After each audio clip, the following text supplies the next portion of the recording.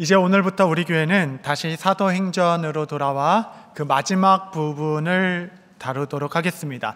한참 전에 말씀을 들었기 때문에 먼저 복습을 좀 하시고 말씀을 들으면 좋겠다 싶습니다. 지도를 보여주시면 이것이 3차 전도여행을 끝내고 예루살렘으로 돌아오는 길입니다. 드로아에서 일행들은 따로 배를 타고 파란색 화살표로 보내고 바울만 홀로 아소까지 걸어왔던 그 길을 기억하시죠? 아소에서 다시 만나 배를 다시 타고 밀레도에 도착했을 때는 에베소 장로님들을 내려오시라 하여서 밀레도에서의 눈물의 이별, 환송과 축복, 그 시간까지 저희가 배웠습니다. 내려주시고, 바울이 홀로 아소까지 걸을 때 홀로 걷는 길을 택하였죠.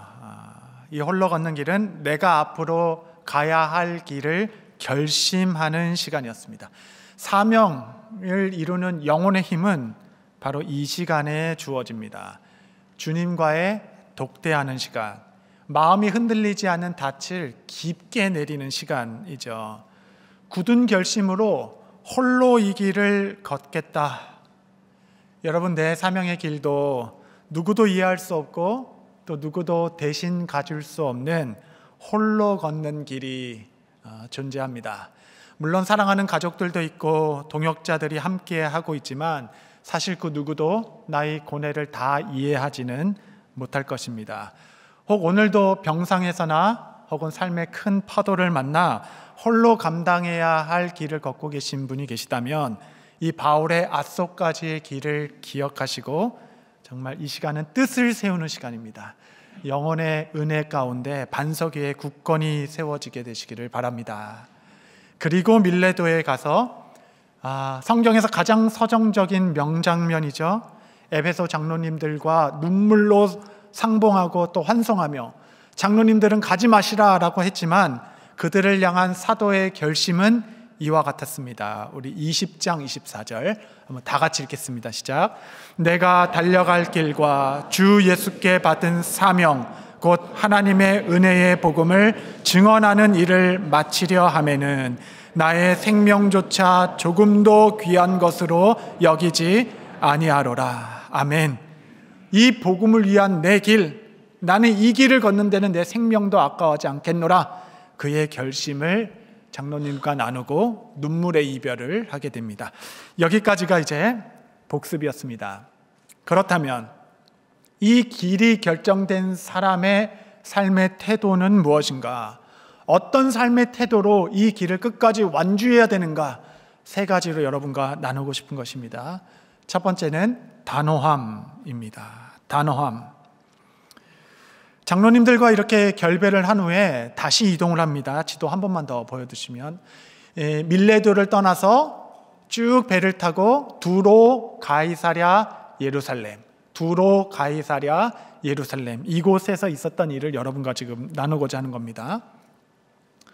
바울 일행은 이제 두로 지역에 머물게 됩니다. 그래서 배를 짐을 내리고 다시 싣는 시간이 필요하기 때문에 2일 동안, 7일 동안 머물게 되는데 거기에도 예수님의 제자들이 있었습니다. 근데 그 제자들도 한 목소리로 바울의 길을 만류하는 것이에요.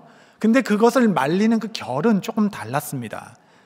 21장 3절 4절 보면 구브로를 바라보고 이를 왼편에 두고 수리아로 항해하여 두로에 상륙하니 거기서 배의 짐을 풀려 함이러라.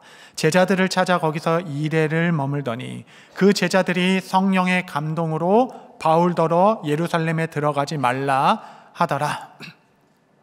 밀레도에서는 어떻게 보면 정에 호소하는 거예요. 우리랑 갑시다, 이렇게 눈물의 호소였다면 이 두로의 제자들은 영적인 어떤 권면 같은 것이었습니다. 성령의 감동을 받았다라고 얘기해요. 이것은 신약의 어떤 난제 중에 하나이죠. 많은 신학자들은 이것은 성령의 계시가 아니라 그들의 해석이었다, 이렇게 주석을 달아 놓습니다. 하지만 그건 역시 추측일 뿐이죠. 왜냐하면 성경에는 성령의 감동으로만이라고 써있기 때문에 그러하겠습니다. 이게 뭐지? 좀 혼란스럽죠. 바울이 받은 감동과 제자들의 음성이 왜 충돌하는가? 성령은 한 분이신데. 그런데 여러분, 우리도 이렇게 혼란을 느끼는데 이것을 마주한 바울은 우리보다 좋게 10배는 더 영적으로 혼란스러울 수 있었겠습니다.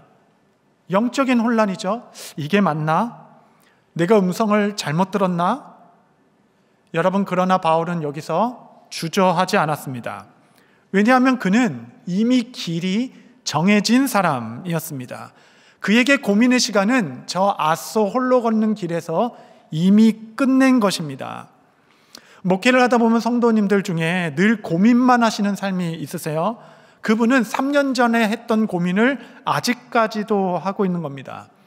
문제가 복잡한 이유는 아직 굳은 결심이 서지 않았기 때문일 것입니다.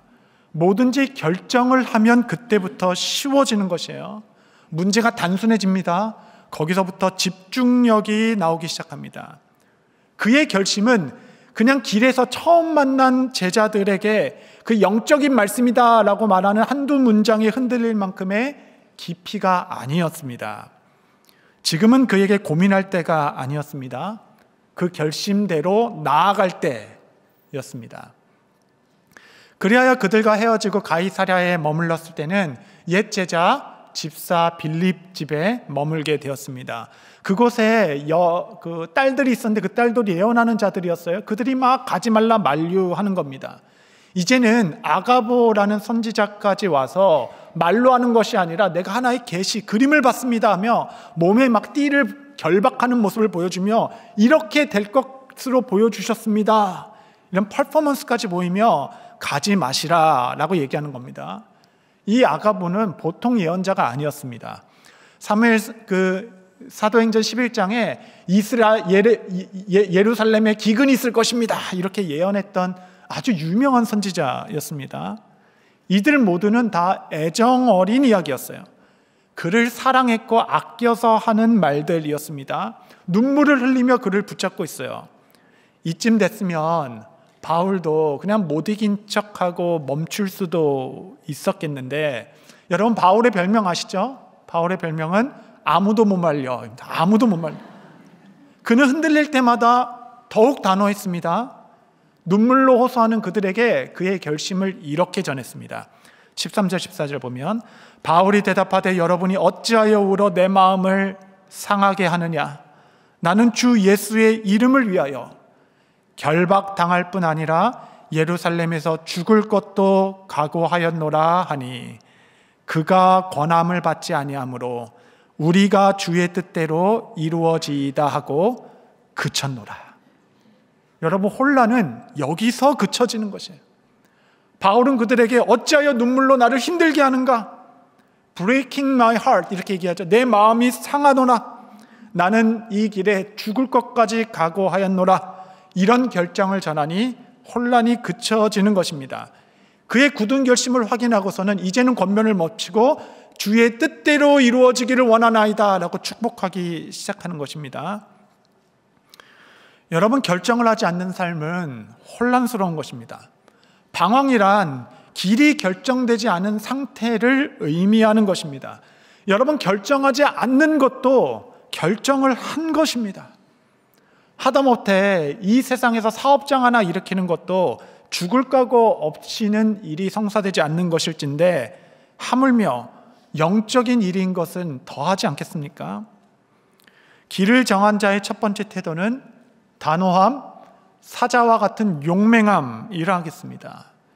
두렵죠. 사실 누구나 두렵지 않겠습니까? 여러분, 그럴 때마다 나의 앗소로 다시 올라가십시오. 주님과 홀로 있는 그 시간에 하나님께서 여러분의 마음을 굳건히 붙잡아 주실 것입니다. 두 번째, 그러면 이 부르심의 길은 단호함만 있으면 되는 것입니까? 이 단호함만 가지면 이 부르심의 길을 완주할 수 있는 것인가요? 아니죠. 두 번째 삶의 태도는 부드러움입니다. 온유함이라 할 수 있겠죠. 드디어 바울 일행은 예루살렘에 도착하게 됩니다. 도착해서 예루살렘 교회 야고보를 찾아갑니다. 예수님의 동생 야고보서의 저자 야고보입니다. 그에게 가서 3차 전도여행의 열매를 기쁘게 나누고 함께 들은 모두가 하나님께 영광을 돌리게 되었습니다. 그런데 한 가지, 예루살렘 교회를 담임하던 야고보에게는 한 가지 걱정 사항이 있었습니다. 그의 고뇌를 좀 여러분 한번 동감하며 봐주시죠. 20절에서 22절. 그들이 듣고 하나님께 영광을 돌리고 바울더러 이르되 형제여 그대도 보는 바 유대인 중에 믿는 자 수만 명이 있으니 다 율법의 열성을 가진 자라. 당신이 이방에 있는 모든 유대인을 가르치되 모세가 배반하고 아들들에게 할례를 행하지 말고 또 관습을 지키지 말라 한다 함을 그들이 들었도다. 그러면 어찌할꼬 그들이 필연 그대가 온 것을 들으리니. 야고보는 바울의 방문이 한편으로는 너무 기뻤지만 한편으로는 부담이 되었습니다. 왜냐하면 예루살렘 교회를 차지하는 대부분의 사람들은 유대교 출신의 신자들이었기 때문에 그렇습니다. 그들은 사도 바울을 좋게 생각하지 않았습니다. 그들은 예수님을 여전히 믿고 있지만 그래도 율법도 지켜야 한다는 생각을 갖고 있었던 교인들이었습니다. 이들은 바울이 모세를 배반하였고 율법을 지키지 말라라고 가르치고 다닌다라고 믿었어요. 이것은 완전히 가짜 뉴스입니다. 바울은 오히려 율법을 사랑했던 자입니다. 다만 이 율법이 구원의 조건이 아니다라는 복음을 전했을 뿐이에요. 이것도 바울의 주장이 아니라 그 전에 예루살렘 이 교회가 결정한 것을 전했을 뿐이었습니다. 지금 예루살렘 교인들은 뼛속까지 유대인이었습니다. 그들을 이끌어가던 이 담임 목사였던 야고보의 이 고민과 고뇌도 가볍지 않았겠습니다. 분명 바울을 기뻐하였지만 동시에 그 성도들까지도 배려했었어야 했습니다. 그래서 야고보는 바울에게 한 가지 묘안을 제안하게 됩니다. 23절 24절 보면 우리가 말하는 이대로 하라.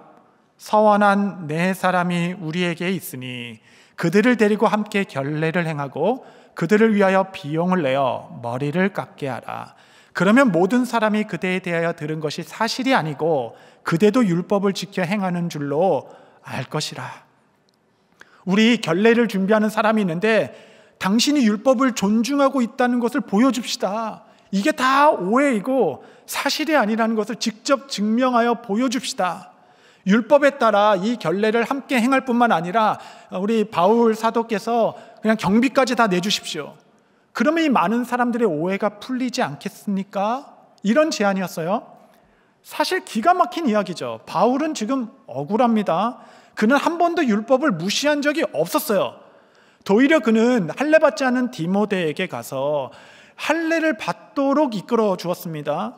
할례 자체가 중요해서가 아니라 유대인에게는 유대인이 되고 헬라인에게는 헬라인이 되기 위하여 너가 할례를 받지 않은 것이 혹 유대인에게 복음 전하는 것에 거스름이 되지 않도록 되기 위하여 할례를 받으라라고 조언했던 자는 바울이었습니다. 보통 사람은 기분 나쁘죠. 내가 뭘 잘못했어요? 마음대로 생각하라 그러세요. 안 해. 뭐 그럴 수도 있지 않겠습니까? 여러분 누구에게나 오해받는 일은 힘든 일입니다. 정말 피가 거꾸로 쏟는 듯 하기도 하죠. 그는 단호하게 버티며 결별을 선언할 수도 있었겠습니다. 그런데 성도 여러분, 바울은 날마다 자기 자신을 십자가에 못 박는 사람이었습니다. 그는 부르심의 길에서 단호했지만 동시에 온유하였습니다. 그는 이 교회의 요청에 순종하였습니다. 그 자체가 옳아서가 아니라 이들이 그렇게 생각할 수도 있다라는 이해였습니다. 유대인 신자들을 향한 배려였고 사랑이었습니다. 뼛속까지 유대인이었던 자들이 이 복음을 온전히 받아들이는 데는 시간이 필요하다라는 것을 이해하였습니다. 여러분, 복음을 위하여 걷는 길은 단호함만 있는 것이 아닙니다. 온유함도 있어야 하는 것입니다. 고린도전서 9장 19절 20절에 보면 내가 모든 사람에게서 자유로우나 스스로 모든 사람에게 종이 된 것은 더 많은 사람을 얻고자 함이라. 유대인들에게는 내가 유대인과 같이 된 것은 유대인들을 얻고자 하며 율법 아래에 있는 자들에게는 내가 율법 아래에 있지 아니하나 율법 아래에 있는 자같이 된 것은 율법 아래에 있는 자들을 얻고자 하며. 자존심은 아무 상관없습니다. 이 모든 것은 복음으로 사람을 얻기 위한 그 목적 하나뿐입니다. 교회의 하나됨을 이루고 복음의 확장을 이루는 훨씬 중요한 가치를 붙잡았기 때문에 그는 온유할 수 있었고 배려할 수 있었고 이해할 수 있었습니다. 때로는 물과 같이, 물은 담기는 용기의 모양에 따라 천차만별로 유연하게 스며들듯 그릇의 빈 곳을 채우기 시작하는 겁니다. 물은 그릇의 모양을 탓하는 법이 없습니다. 웬만하면 다 맞추는 것이에요. 돌멩이처럼 딱딱한 사람만 나와 안 맞다고 그릇들을 다 깨트려 버리는 것입니다. 그 물의 유연함은 결코 물의 변질을 의미하는 것은 아닐 것이에요. 본질에 대해서는 그는 단호했을 것입니다. 하지만 그 모든 것에는, 나머지 모든 것에는 그는 유연한 자였습니다. 이 단호함과 이 온유함, 여러분의 분별력은 단 하나에서 나오는 것입니다. 그것은 내가 무엇을 붙잡고 살아가는가? 그는 이미 일찍이 길을 정했습니다. 그의 길은 사나 죽으나 내 몸에서 그리스도가 존귀하게 되게 하려 하나니. 이 그리스도의 복음 하나만 붙드니 단호해야 할 때와 온유해야 할 때가 분별이 됩니다. 이상한 거 붙들고 있는 사람들은 단호해야 할 때 물같이 흐물흐물하고 온유해야 될 때 불같이 화를 내기도 합니다. 우리의 삶을 한번 돌아보시죠. 나는 가장 최근에 언제 화를 내었으며 나는 왜 더 온유하지 못하였는가? 그 모습을 보면 내가 붙들고 있는 것이 무엇인지 거울과 같이 비추기도 합니다. 나는 궁극적으로 누구를 위한 길을 걷고 있는가? 그리고 마지막 삶의 태도는 여유로움이라고 하겠습니다. 의연함, 평강. 복음의 길을 걷는 동안 여러분 어떤 경우에도 초조하거나 긴장하지 마십시오. 이 길은 내가 이루는 것이 아니라 단순히 하나님께 맡겨드리는 것입니다. 내 마음이 굳건히 주를 향하여 결정되었다면 이제는 모든 상황에서 하나님께서 보이지 않는 곳에서 일하시며 섭리 가운데 여러분의 길을 열어가실 것입니다. 여러분, 크게 연연할 일이 이 세상에 그리 많지 않습니다. 이 결례를 행하는 중에 정말 사단이 났습니다. 복음을 반대하는 유대인이 사도 바울이 성전 안에 들어오는 걸 보고 거짓 증언으로 소동을 일으키기 시작했어요.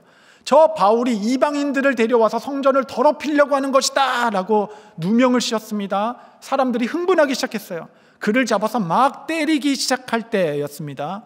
이 또한 거짓말이었죠. 사도 바울은 그런 적이 없었습니다. 하지만 상황은 이미 걷잡을 수 없는 소요로 일어나게 되었고 그 소동을 성전 관리 책임자였던 천부장이 보게 된 것입니다. 21장 31절 32절 그들이 그를 죽이려 할 때에 온 예루살렘이 요란하다는 소문이 군대의 천부장에게 들리매 그가 급히 군인들과 백부장들을 거느리고 달려 내려가니 그들이 천부장과 군인들을 보고 바울 치기를 그치는지라. 천부장은 그 안에 이렇게 앉아 세큐리티를 담당하고 있기 때문에 이게 무슨 소리냐, 이게 무슨 일이야 라고 물어보니까 이 사람은 이 말하고 저 사람은 저 말하고 말이 하나도 안 맞는 거예요. 그래서 우선 그를 결박하여 그냥 성전 내실로 들여라 이렇게 명령합니다. 21장 33절 보시면 이에 천부장이 가까이 가서 바울을 잡아 두 쇠사슬로 결박하라 명하고 그가 누구이며 무슨 일을 하였느냐 물으니, 여러분 이 쇠사슬의 결박, 이 천부장은 이 쇠사슬의 의미가 뭔지도 몰라요. 그냥 급하니까 한 겁니다. 여러분 이곳이 바로 일찍이 사도 바울에게 수차례 말씀하신 바 예루살렘에 가면 결박과 환난이 기다리고 있다라는 그 예언의 성취의 순간입니다. 이때부터 바울은 스스로의 길을 결정하지 않고 상황에 이끌림받아 끌려가게 되어 사도행전을 마칠 때까지 이 여정은 그렇게 마무리됩니다.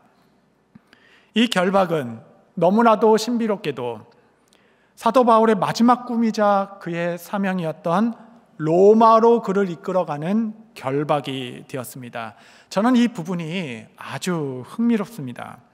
이때까지는 전도행 1차, 2차, 3차 여러분 제일 바빴던 자는 사도 바울이었습니다. 일정을 짜고 누구를 데려가냐 안 데려가냐 이야기하고 밤중에 도망도 가고 교회 개척도 하고 회당도 찾아가고 전도도 하고 제자도 삼고. 그런데 여러분 바울이 결박되어 멈추니 이제는 반대로 세상이 바빠지기 시작했습니다. 천부장이 사도 바울을 막 신문하면서 뭔가 좀 이상한 찜찜한 거예요. 아니 너 왜 이렇게 헬라 말을 잘해? 너 혹시 시민권자야? 요즘에 뭐 중요한 질문이잖아요 이게. 바울이 그러하다. 그러니까 천부장이 야단났어. 세상의 로마 시민권자를 이렇게 함부로 신분하고 때리도록 놔뒀으니 나는 어떡하냐 막 그런 거예요. 안달복달 난 겁니다. 우선 이 자를 아주 안전히 로마까지 이송해야 되겠다라고 뜻을 세우게 됩니다.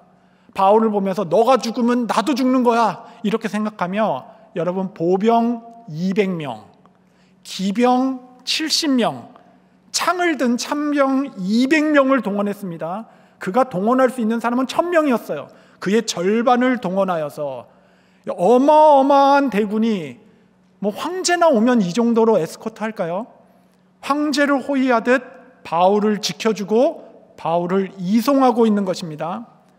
천부장이 밤 늦게까지 회의하고 있어요. 입술을 부러뜨려 백부장을 불러서 일을 주고 짐승을 마련하게 하고 배편을 알아보고 일정을 짜주고 식사를 준비하게 해주고 청년들로 경비병을 세우라라고 일일이 회의하고 지목해 줍니다. 여러분 23장까지 보세요. 제일 바쁜 사람은 천부장입니다. 이 천부장은 자기가 왜 바쁜지도 몰라요. 내 인생이 왜 이렇게 고단하지 하면서 이 바울의 길을 터주려고 자기 있는 모든 권한을 사용하기 시작하는 겁니다. 너무 흥미롭죠? 여러분 하나님의 말씀에 단순히 순종하기 시작할 때 세상이 바빠지기 시작하는 겁니다. 돈 없이 로마까지 가는 것이에요. 온 나라가 그의 사명의 길을 열어주기 위하여 쩔쩔매기 시작합니다. 전 역사가 이 순종의 사람 바울을 중심으로 돌아가고 있는 것입니다. 여러분 이것이 믿는 자의 당당함, 하나님께서 함께 하시는 자의 권위 아니겠습니까? 나를 묶고 있는 이 쇠사슬이 재앙처럼 보이지만 실상은 그 쇠사슬은 거침없는 은혜의 사슬이요 은혜의 시작이었습니다. 비밀 결사대가 혈맹 공동체를 이어 바울을 죽이기까지 먹지도 자지도 않겠다라는 결사대가 호시탐탐 노리고 있는 곳에서 하나님의 완벽한 보호의 방법. 그러므로 성도 여러분, 내 삶을 묶고 있는 쇠사슬을 보고 절망하지 마십시오. 이것은 길이 묶인 게 아닙니다. 길이 열린 것입니다. 여러분을 하나님께서는 여러분의 당당한 부르심의 자리에 섭리 가운데 서도록 이끄실 것입니다. 그 섭리를 믿기에 우리는 모든 상황에서 조급하거나 구금해하지 아니하며 여유롭고 의연하게 평강으로 이 길을 걷게 될 것입니다. 어떤 상황에서도 여러분 조급해하지 마십시오. 우리는 이 길을 평강으로 걸을 것이고 여러분 안에 주신 그 평강은 세상 그 어떠한 권세와 매임으로도 결박될 수 없는 하나님의 능력이 될 것입니다. 말씀을 정리하겠습니다. 길이 결정된 사람, 이 죽기를 각오한 사람에게는 두려운 것이 없는 것이에요. 어쩌면 우리 삶에 마주한 이 문제는 상황에 있는 것이 아니라 내 인생이 아직 결정되지 않은 것에 있는지 모르겠습니다. 사도행전 21장 13절 바울이 대답하되 여러분이 어찌하여 울어 내 마음을 상하게 하느냐. 여기서 같이 읽겠습니다. 시작. 나는 주 예수의 이름을 위하여 결박당할 뿐 아니라 예루살렘에서 죽을 것도 각오하였노라 하니. 주 예수의 이름만을 위하여 나는 나머지 인생 이 길을 담대히 걷겠다.